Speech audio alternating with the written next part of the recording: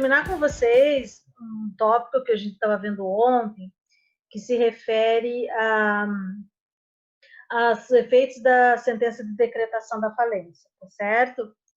E vocês também podem utilizar esse tempo para vocês tirarem alguma dúvida, alguma coisa que ficou um pouco estranha ontem, aliás, né, falência cheia de coisa estranha. Falência não é uma coisa muito fácil, mas mesmo assim, se vocês podem ficar à vontade para levantar qualquer questão, e na sequência eu vou deixar vocês para ver o vídeo que eu já postei tanto no grupo como também lá no AVA, tá certo? Então, deixa eu aqui trabalhar com vocês agora sobre a continuidade dos efeitos da decretação da falência. Então, veja só, na aula passada, eu falava para vocês, depois de falar do juízo universal, eu falava para vocês, deixa eu só achar aqui o início dos efeitos. Eu falava para vocês, então, sobre o que vai acontecer depois que for publicada aquela sentença de decretação da falência, né? Então, nós temos aqui,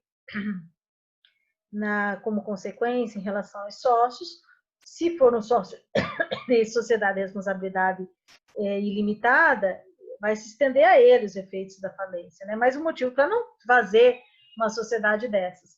Mas se for uma sociedade de responsabilidade limitada dos sócios, eles não são acusados pelos efeitos da falência, a não ser que em casos excepcionais seja entendido que eles agiram indevidamente, através de um processo ordinário, um processo próprio, que assim reconheça, o que seria muito difícil, né? Também nós vimos que a partir da decretação da falência há uma inabilitação, né? Falido, gente, é impedido de realizar atividade empresarial. Impedido até quando? Até a sentença de extinção das suas obrigações. Isso está previsto lá no artigo 181 da Lei 11.101 de 2005, no seu primeiro. Pois não? Mas o fato é o seguinte, que nós temos 3 fases na falência, né? A primeira que é até a decretação, a segunda que vai até o encerramento da falência, e aí existe uma terceira fase que vai do encerramento da falência até a sentença de extinção das obrigações, que é um momento que efetivamente esse devedor não deve para mais ninguém. E é nessa sentença que reconhece que houve uma extinção das obrigações, não porque pagou, porque provavelmente ele não vai pagar tudo, mas porque decorreu um determinado prazo, vamos dizer, prescricional para aquela situação. Quando acontece esse tipo de coisa, ele fica, até então, ele fica inabilitado. Quando extingue as obrigações, ele pode voltar à atividade empresarial. Tá? Então, a inabilitação, ou seja, o impedimento para que o empresário exerça atividade empresarial, para o falido exerça atividade empresarial, ela está aqui no artigo 102 da lei. Nós temos ainda, como efeito da decretação da falência, a perda do direito de administração de seus bens, porque o falido ele não tem mais acesso aos seus bens. Acesso no sentido de poder fazer com eles o que quiser. A propriedade é ainda dele? É, mas agora ela pertence a uma massa falida objetiva, que é o conjunto de bens do falido, tá certo? Muito embora esses bens eles são arrecadados pelo administrador judicial, ele fica responsável pela guarda e conservação, é permitido por lei que ele deixe o falido como depositário fiel dos bens, tá? Mas isso depende muito ali do discernimento do administrador judicial em admitir uma situação assim. Então, o artigo 108 define que ato contínuo, assinatura do termo de compromisso, o administrador judicial ele efetuará a arrecadação dos bens e documentos e avaliação dos bens, separadamente ou em bloco, no local em que se encontra, requerendo ao juiz para esses fins as medidas necessárias. Então, assim, antes mesmo do efetivo arrecadação, gente, pense arrecadação seja deslocando para um depósito, seja deslocando para um lugar mais seguro, ou seja até ficando mesmo no próprio estabelecimento. O fato da arrecadação é o fato de ele enumerar, avaliar cada um deles e não permitir mais que qualquer pessoa tenha acesso àqueles bens. É ele que vai ficar responsável por isso, tá?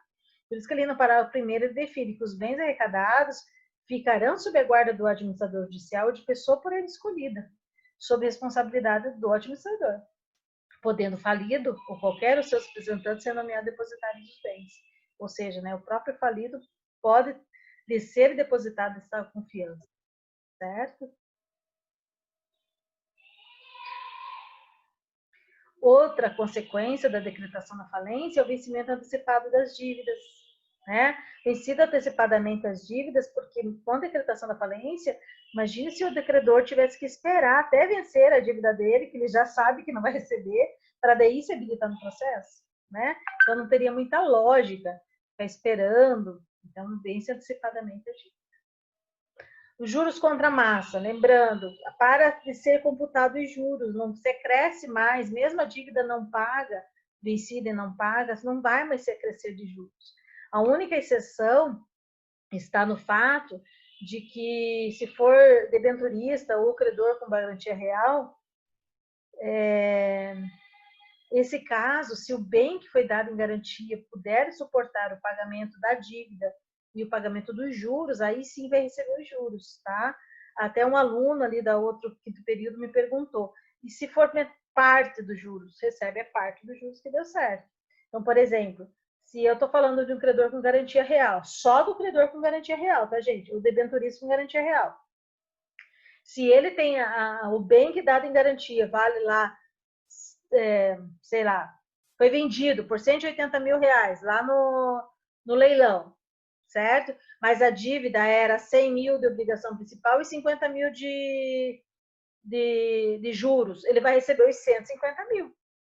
Mas é só porque ele está na exceção do parágrafo único. Agora, se você estiver me perguntando, no artigo 124, um empregado lá tem os empregados, eles têm lá 1 milhão para receber, certo? E eles tiveram um bem que está sendo vendido que deu 180 mil. Eles vão receber lá 18% cada um, entendeu? 18, desculpa, não recebeu os juros daquilo, tá? Digamos que eles tenham lá a obrigação principal deles, dá 1 milhão, é dentro da obrigação principal deles. Eles não vão receber os juros porque atrasou a dívida deles. Isso só vai acontecer nos credores com garantia real, tá? Então, o que vocês têm que lembrar desse caso aqui? Primeiro, para de se computar os juros, tá bom? Segundo, só se computa juros se for possível pagar os juros e ainda chegar lá nos credores subordinados, o que é praticamente impossível. Terceiro, agora falando do parágrafo único. Isso não se aplica aos credores com garantia real, os debenturistas com garantia real. Porque se a venda do bem que garante a dívida deles for suficiente para pagar a obrigação principal mais os juros, eles recebem os juros também. Tá certo? Gente, alguma pergunta até aqui? Porque até aqui que a gente viu ontem. Como é que estamos? Nenhuma perguntinha? Eu estou falando sozinha, alguém está me ouvindo? Jamais, professora, sozinha não. Muito bom. Tá. Não tem Da minha noção, parte. é mais estranho falar sozinha com o computador. É muito estranho, vou me acostumar um dia. O professor, até aproveitando o ensejo, tem uma questão que eu tinha visto que parece que tem um limite até na questão de débitos trabalhistas, que se alcançar, se não me engano, acho que é 150 salários mínimos, é isso? Isso mesmo. É limitado? É isso aí. Hoje eu comecei a fazer o material para vocês, para enviar sobre classificação de créditos. E é bem essa situação. Os credores com trabalhistas, eles são os primeiros da ordem de pagamento, né? Só que até 150 salários mínimos. A não ser que seja decorrente de acidente de trabalho. Se for decorrente de trabalho, daí não tem 150 salários mínimos. Mas sabe, Diego, por que isso existe? Porque na legislação antiga era só os credores trabalhistas e pronto. Aí o que acontecia? A pessoa simulava uma ação trabalhista, nem contestavam, daí ele conseguia lá um montante enorme e depois era um conluio, entendeu? Então, assim, para mais uma vez, porque muita gente abusava das estratégias, acabava que agora as pessoas que não querem isso foram prejudicadas. Então, esses 150 salários mínimos, eles existem para impedir o conluio fraudulento, de você criar uma ação trabalhista para a pessoa receber por primeiro e depois se devolver o dinheiro. É triste, mas é por isso que ela existe. E no caso, isso quando é limitado, professora, quando tem diversos, por exemplo, é feito uma equalização disso aí ou não necessariamente? Assim, daí, tipo, tem vários que têm diversas dívidas altíssimas lá, é meio que dividido isso aí? Na verdade é assim. vamos pensar, um trabalhador que tenha lá, vamos arredondar para R$1.000 hoje o salário mínimo, né? Então, digamos que ele tem uma dívida de 160 mil, né? Até 150 mil ele vai ficar ali na primeira ordem de pagamento. Os outros 10 mil dele, ele não é que ele perdeu, é que ele vai lá para a quirografária, que é o sexto que recebe, sexta ordem de pagamento, tá? Aí vamos pensar que a totalidade de todos os débitos trabalhistas é 1 milhão, ok? E venderam lá uma quantidade de bens e deu 100 mil, ou seja, 10%. Cada um dos empregados recebe 10%. Então, esse cara aí que tinha 150 mil para receber, vai receber 15 mil. Entendeu? É proporcional. Perfeito. Então, ele não vai receber a proporção dele considerando a totalidade. O remanescente dele foi lá para o quirografar, aí ele vai ter que esperar para isso. Mas lá dentro da classe dos empregados, ele vai ser pago proporcionalmente ao que tem para pagar, né? Obrigado. E na medida que vão vendendo, eles vão recebendo sempre proporcional. Tá certo? Beleza, obrigado. Nada. Ó, então, assim, gente, só para continuar essa parte dos efeitos da decretação, tem mais algumas coisinhas que eu quero que vocês saibam. Conta corrente, uma coisa bem simples. O artigo 121, ele define que as contas correntes com o devedor consideram-se encerradas no momento de decretação da falência, verificando-se o respectivo saldo. Um pouquinho. Ah, tá. Fiquei achando que não estava gravando, por isso que eu tirei. Vamos lá, voltando. Ou seja, conta corrente, obviamente, não vai continuar aberta. A própria falência, a decretação, ela já determina que haja pelo administrador judicial, às vezes até mesmo pelo cartório, que se oficia as contas, os bancos, para encerrar as contas. Então, de repente, tem um saldo positivo, né, na conta quando foi encerrada. Esse saldo positivo vai ser encaminhado para fazer um depósito judicial, porque, na verdade, ele vai compor o ativo para pagar os credores. Ah, mas ele tem saldo negativo, faz o quê? O banco que vai lá, se ele ficar na fila, vai se habilitar e vai cobrar seu limite, tá? Então, mas a princípio a conta corrente é encerrada. Tudo bem? Que é o artigo 121. A outra efeito é a suspensão da prescrição. Isso eu já falei para vocês em outro momento, que é por força do artigo 6º do caput. Ele suspende o curso da prescrição das obrigações do devedor. Isso, por um lado, favorece os credores. Por quê? Porque os credores, eles não vão estar perdendo a oportunidade de interpolação em decorrência do tempo. E aqui eu vou contar uma historinha para vocês, que é bem clássica a pergunta, tá? Então, assim, vocês sabem que para entrar com uma ação trabalhista, são 2 anos do término do contrato de trabalho? Eu sei que vocês não tiveram ainda, mas só, né, adiantando para quem não sabe. Então, vocês têm que contar no máximo 2. Só que, digamos que eu tenha lá uma hipótese de um empregado que foi despedido e rescindiu o contrato no dia 1º de junho de 2018. Então, a princípio, dia 1º de junho de 2020 agora, prescreveu a oportunidade dele ajuizar uma ação trabalhista. Por exemplo, para pedir as horas extras que ele não recebeu. Tudo bem? Me acompanharam?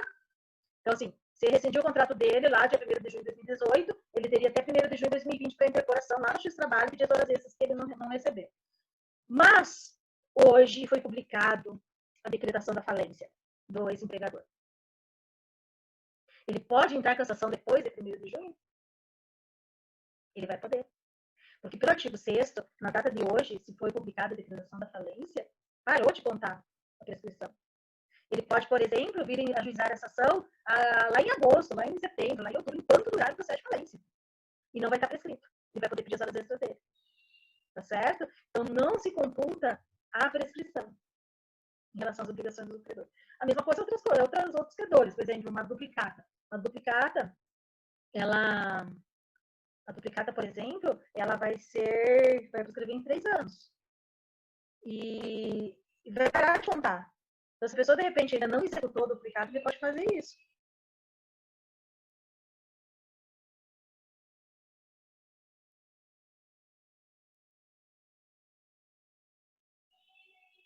Oi. Raíssa, você me chamou, por acaso? Não? Tá.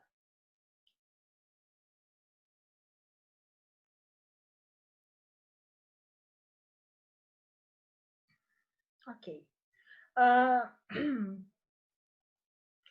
Então, essas questões da prescrição é legal de vocês entenderem, porque muitas vezes ela induz em erro a pessoa que acha que está recebendo uma petição prescrita, e na verdade não está, né? Quando se trata de ser pós-decretação de falência. E os últimos 2 efeitos que eu quero mostrar aqui para vocês é com relação à formação da massa falida objetiva e subjetiva. Tá?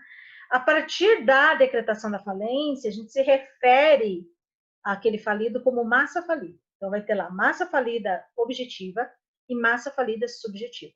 Massa falida objetiva é o conjunto dos bens, tá? Dos bens, do direito, dos deveres, que antes estavam sob a administração da sociedade empresária, do empresário, que teve a falência decretada e foi atribuída a responsabilidade ao administrador judicial. Então, aqui eu estou falando, massa falida se compõe do conjunto de tudo aquilo que vai ser reunido, liquidado para pagar os credores.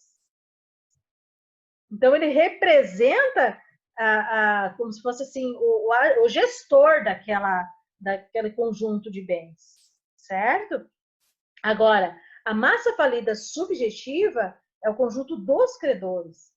A massa falida que o administrador judicial está representando para fazer valer os interesses do conjunto de credores, do que é melhor para todos, tá?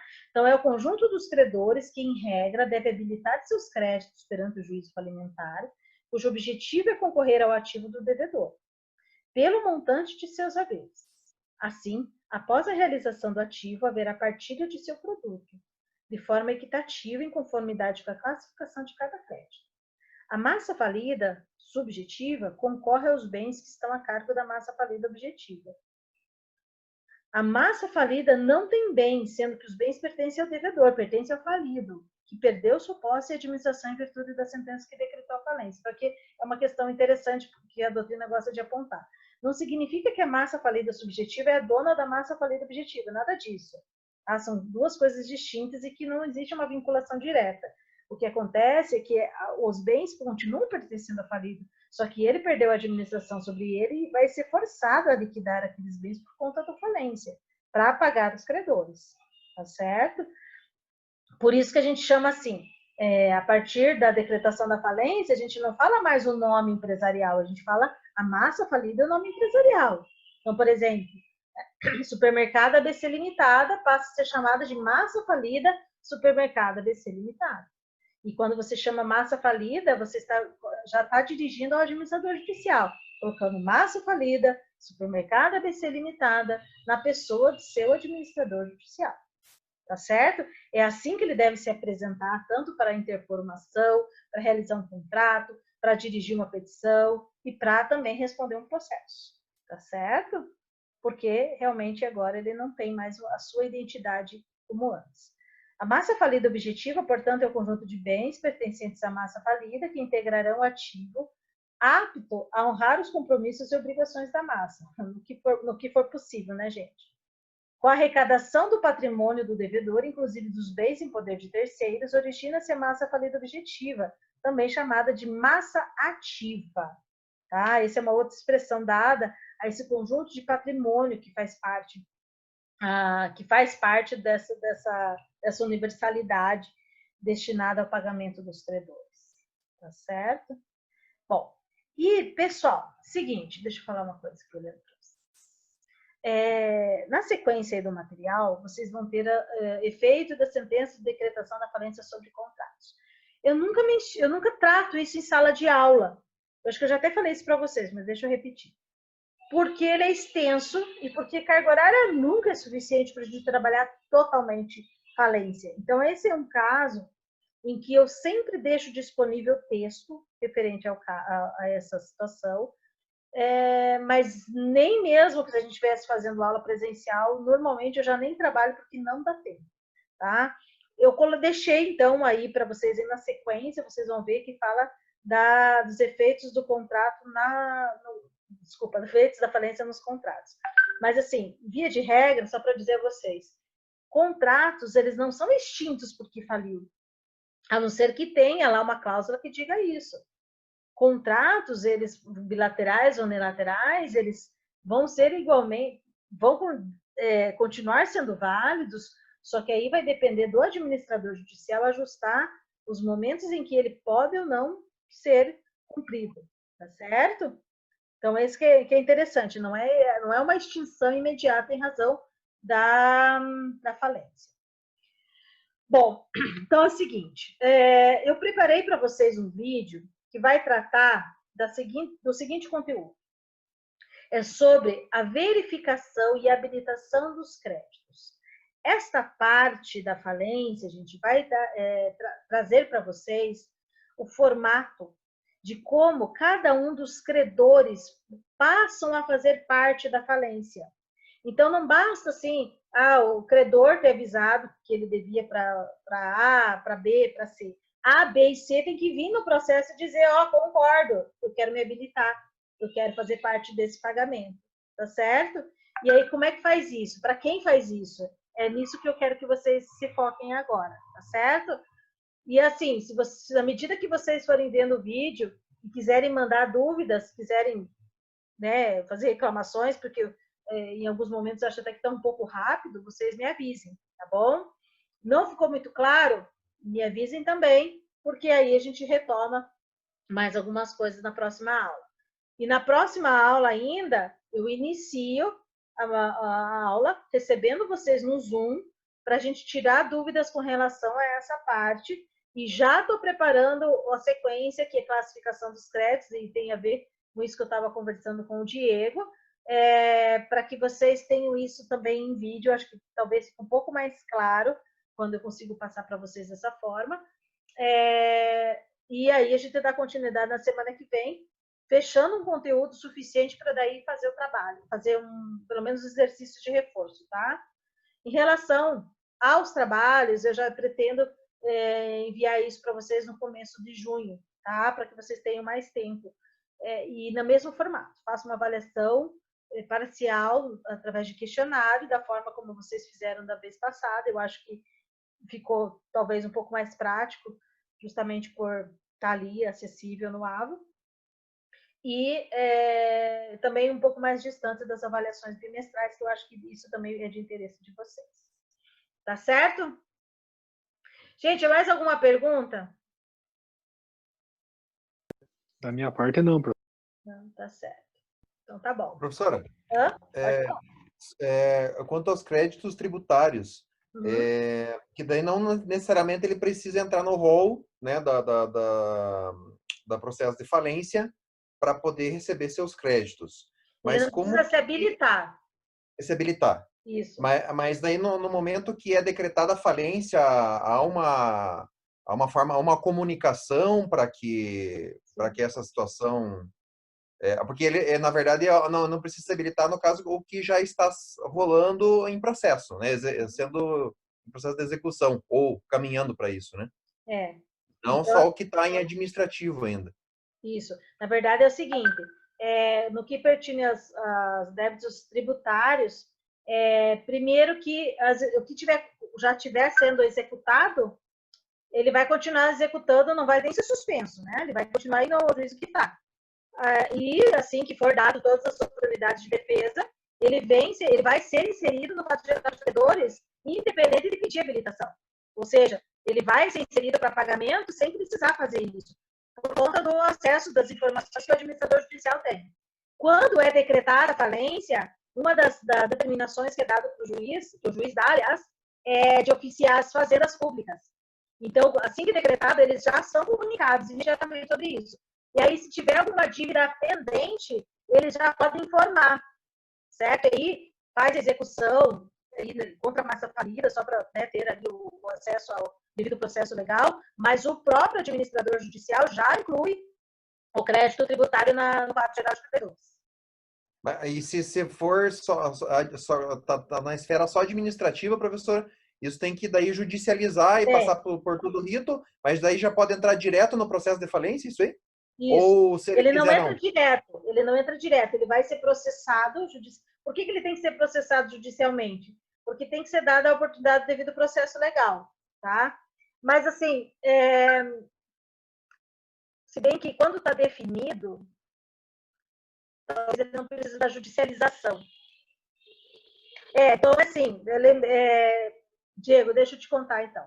O que só está no administrativo e ainda não foi judicializado, ele pode sim ser incluído pelo administrador judicial. E aí, ele pode, se não concordar, por exemplo, o falido, ele tem a oportunidade de apresentar uma impugnação.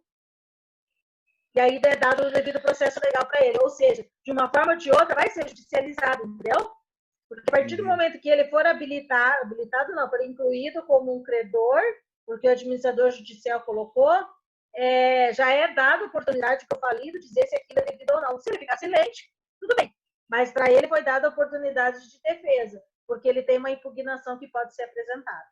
Tá? Então, só corrigindo. Isso depende do valor, professor. Que é do valor que, por exemplo, é um valor pequeno lá que, na verdade, tem o princípio da insignificância para judicializar, né? São alguns tributos lá. E daí isso é independente, porque daí ele vai ter que estar no quadro geral de credores para pagamento. Isso vai ter que estar. E aí, a partir do momento que ele está sendo incluído na relação, é aberta a oportunidade para divergência, para impugnação. Certo? Isso que você está perguntando tem tudo a ver com o vídeo que vocês vão ver agora, inclusive. Por isso que é importante que vocês escutem o que a gente está falando aqui, gente. Tá? Então, assim, Diego, só corrigindo.